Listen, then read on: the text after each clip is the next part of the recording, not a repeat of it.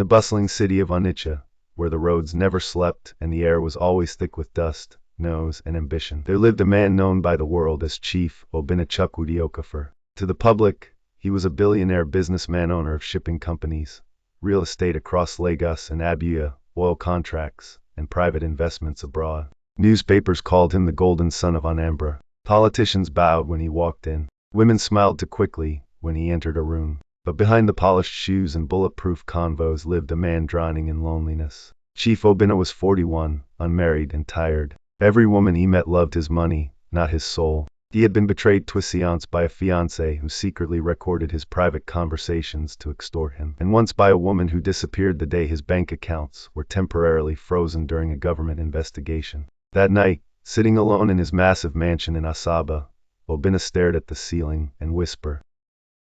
The next morning, Obinna did something nobody expected. He called his most trusted aide, Emeka, and said quietly, "I want to disappear." Emeka froze. "Sir, I want to live like a poor man. No cars, no suits, no titles. I want to be nobody." Emeka laughed nervously, thinking it was a joke. But Obinna wasn't joking. Within 1 week, he handed his companies to a temporary board, moved out of his mansion, rented a small room in bought a used Keke napep, grew a rough beard, wore faded shirts and worn slippers. To the world, Chief Obinna Okafor vanished. To the streets, a new Keke driver appeared. His name now was Obi, the quiet Keke man. Driving Keke was not easy. Passengers insulted him. Police harassed him. Rain soaked him. Some days he ate once. At night, Obi lay on a thin mattress, listening to generators humming, wondering how people survive this life every day. "So this is how millions live," he murmured. One evening, while waiting for passengers near Main Market, he saw her. Her name was Ifunanya. She was not beautiful in the loud way, no heavy makeup, no flashy clothes, but there was a quiet strength about her. She sold fruits by the roadside, waking up for him every day. Her eyes carried sadness and dignity. That day, rain began suddenly. People ran. Ifunanya struggled to cover her fruits. Without thinking, Obi parked his Keke and helped her. "Leave it," she said quickly. "Madam, rain no dey pity anybody," he replied gently. She looked at him, surprised by his tone. That was the first day. Days turned into weeks. Obi began parking near her stand every evening. Sometimes he bought oranges he didn't need. Sometimes they talked. She told him her story. Her parents died when she was 16. Her uncle seized their land. She dropped out of school. She was saving to return to university. Obi listened.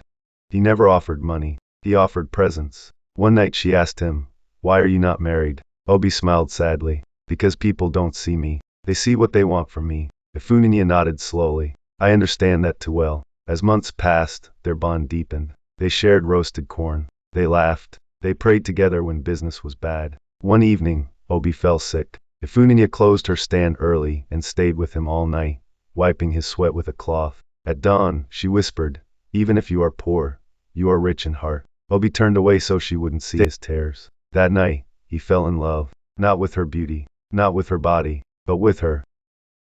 One afternoon, a luxury SUV stopped near the roadside. Men in suits stepped out. People stared. They walked straight to Obi. "Chief Obinna," one said quietly. Ifunanya froze. The men knelt. Her basket fell from her hands. "Chief," Obi sighed. The truth had arrived. That evening, Obinna told her everything. Who he was, why he disguised, how rich he truly was. Ifunanya listened in silence. When he finished, she stood up and said, "So everything was a lie?" "No," he said quickly. "My name was the only lie. My feelings were real." She laughed bitterly. "You tested me." "No," he whispered. "I tested love." She walked away. Days passed. Obinna returned to his mansion. The wealth felt empty now. He sent gifts, rejected them. Finally, he went to her fruit stand. He knelt right there on the dusty road. "I am sorry. I didn't know how else to protect my heart." People gathered. Ifunanya's voice shook. "Do you love me, or the idea that I passed your test?"